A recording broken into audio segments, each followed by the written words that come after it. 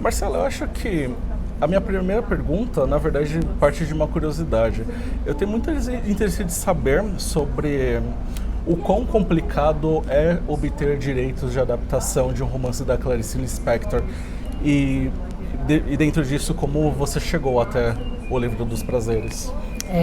Então, a gente primeiro comprou uma licença, né?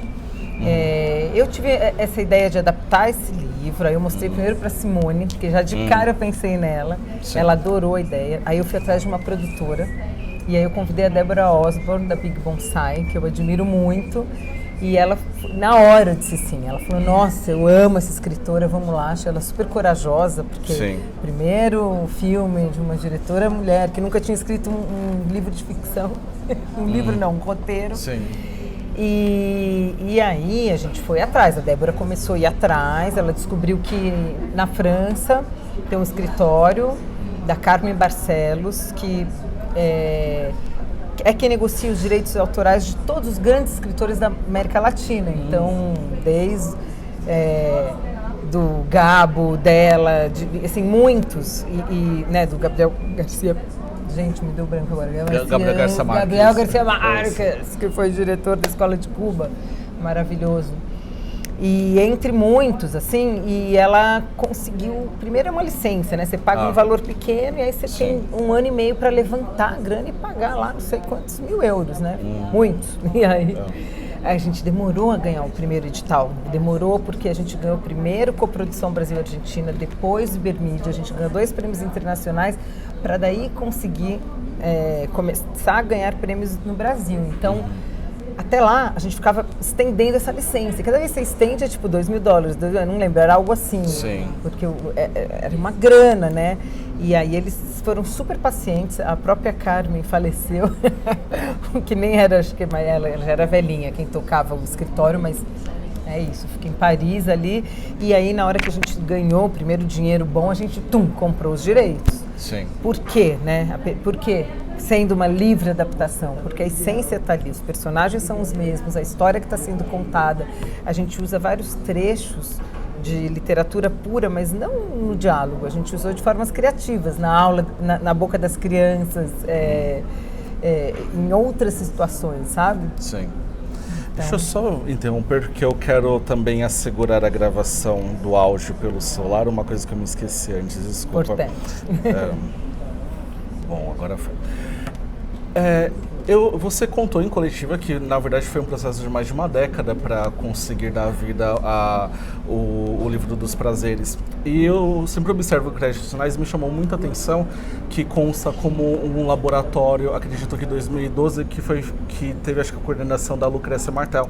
Tenho curiosidade de saber se o quão próximo foi essa experiência com ela durante... Foi super importante. A Luciana Pena, que foi a primeira roteirista a escrever junto comigo o primeiro tratamento, ela escreveu e a gente foi para Curitiba, era um laboratório ligado ao som, onde você mandava um trecho sonoro do que você imaginava do seu filme. A Lucrécia selecionou, ela adora Clarice Lispector. E foi bem legal, porque a gente começou a trabalhar assim, o roteiro através do som, né? Claro, sempre fui muito ligada, né, ao som. O primeiro longa é um documentário sobre uma escultura sonora de Cildo Meirelles. Sim. Tenho uma irmã musicista, eu sou muito ligada ao som.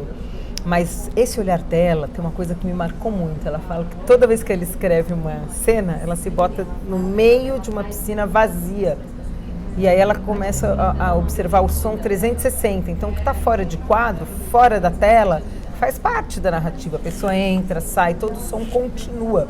O som transcende o enquadramento. Então, isso foi... Eu aprendi muito com ela, né? E a partir daí, o roteiro também sempre teve, por já ser a Clarice muito sinestésica, ter essa coisa sensorial. Sim. E muito contemplativa, né? O silêncio, a música, tudo isso foi trabalhado desde o começo. E aí tem o dedinho dela lá. Eu sou fã dela, né? E você coloca o seu filme como, não uma adaptação, mas ser uma livre adaptação. Eu tenho muita curiosidade de saber as discussões que você teve com a sua equipe técnica, sobretudo o diretor de fotografia, que é o Mauro Pedro Júnior, em relação a como traduzir esse conteúdo literário para o cinema.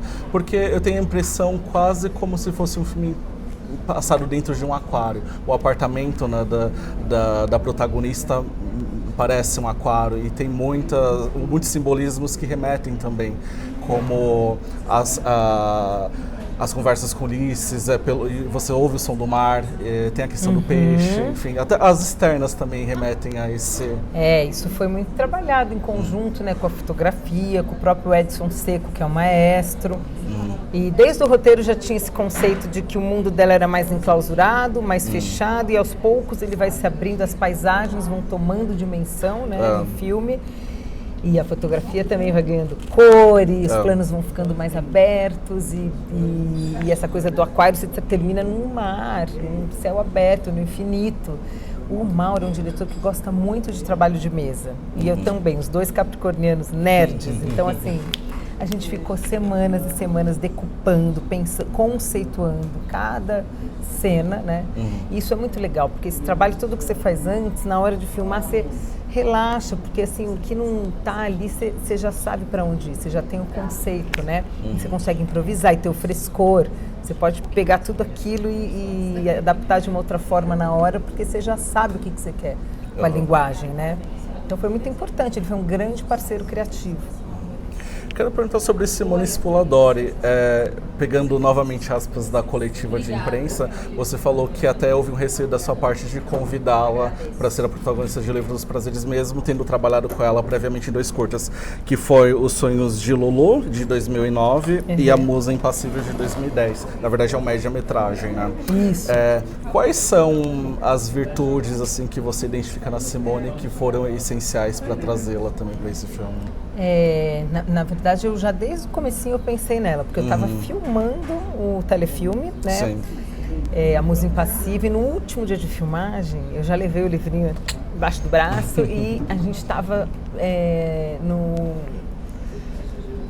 Jardim da Luz, ali na Pinacoteca do Estado, Sim. que é onde se passa a Hora da Estrela, muitas cenas, né? Sim. Inclusive, uma das cenas eu brinquei ali na hora, assim, improvisei. Eu tenho muito essa coisa também do improviso, né? Eu peguei um hot dog, falei, vamos fazer você olhando uma escultura, comendo um hot dog em homenagem a Macabeia.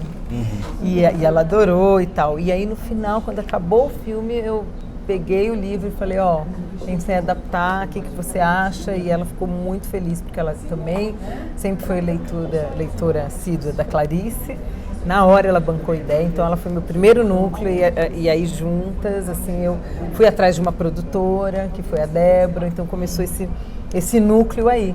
Hoje a gente se encontrou aqui, ficamos emocionadas, tipo, meu Deus, finalmente chegou a hora, porque 12 anos depois, né, isso foi há 12 anos atrás, porque entre a gente ter a ideia, conseguir comprar os direitos demorou 1 ano e meio, por aí. Sim. Começar a trabalhar e tal, assim, de mergulho em texto foram 7, 8 anos, né, até ganhar os editais, os dinheiros e tal. Então foram 10 anos para o filme ficar pronto, da ideia ele pronto. Aí veio a pandemia, ficou pronto junto com a pandemia. Então a gente está 2 anos segurando, né, só viajando o filme de forma online para festival. Eu fui para um ou outro presencial por conta do contexto, né? E aí hoje a gente olhou uma para a cara da outra e falou, caramba, chegou, finalmente. Foi emocionante. Eu lembro que até eu assisti pela primeira vez em 2020, quando ele esteve na programação online da mostra. Que legal. E eu quero encerrar, Marcela, perguntando sobre o seu próximo projeto, que é também um longa de ficção. Qual é o status? Sei que tem Leandra Leal, do que se trata. Ele chama O Silêncio de Aline. Ele é roteiro do Marco Lazzarini, junto comigo. O Marcos escreveu A Musa Impassível, há 10 anos atrás. Sim. E é um filme sobre silêncio, sobre escuta. Porque são 2 vizinhas. Ela vai fazer uma cientista, a Leandra, né? Que é uma citologista, que pesquisa, que tem, né, essa coisa do olhar aguçado. No entanto, ela é surda. E aí ela se muda para a casa do chefe, namorado ali do departamento. E a vizinha é uma musicista. Então, assim, a musicista ela é altamente silenciosa, concentrada. E a Aline, que é surda, é barulhenta pra caramba. Então tem toda uma relação, elas passam por uma questão de luto e é uma história de reconstrução e de amizade. Então é uma escuta não só através do ouvido, mas também do corpo. A co-protagonista, você já tem também um nome definido ou ainda está em processo? A Mariana Lima, a princípio, mas a gente ainda não a gente está em fase final de captação, tá? A gente já tem uma boa parte do dinheiro, mas com o governo Bolsonaro, a gente ficou 4 anos ali faltando a outra metade, né? Então a gente está no momento final de escrita, né, de Sim. roteiro, mas esperando esse pulo final, tomara que saia esse ano, que agora abriram os últimos editais, né, pra gente filmar o ano que vem, no máximo no outro, mas a ideia é isso, ainda não tá tudo fechado, porque sabe como são as agendas, né, as Sim. questões. A Leandra é certeza porque ela tá desde o primeiro tratamento, ajudando também, estudando Libras, né, tá envolvida criativamente, ela tá ali meio produzindo junto, então ela vai adequar a vida em função. Espero que a Mariana possa também fazer. Ah, sim. Vai dar tudo certo. Marcela, muito obrigado pela entrevista, sucesso com o Livro dos Prazeres. Obrigada, e pelo que está querido. por vir. Obrigado. Obrigada.